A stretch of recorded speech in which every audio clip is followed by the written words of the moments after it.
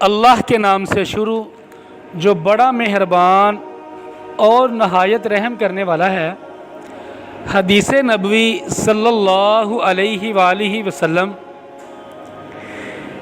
ایک خاتون رسول اللہ صلی اللہ علیہ وآلہ وسلم کے پاس آئیں اور عرض کیا کہ میری والدہ نے حج کرنے کی نظر مانی تھی اور وہ ادائیگی سے قبل ہی وفات پا گئی، کیا میں ان کی طرف سے حج کر لوں؟ حضرت صلی اللہ علیہ وآلہ وسلم نے فرمایا، ہاں، ان کی طرف سے حج کر لو۔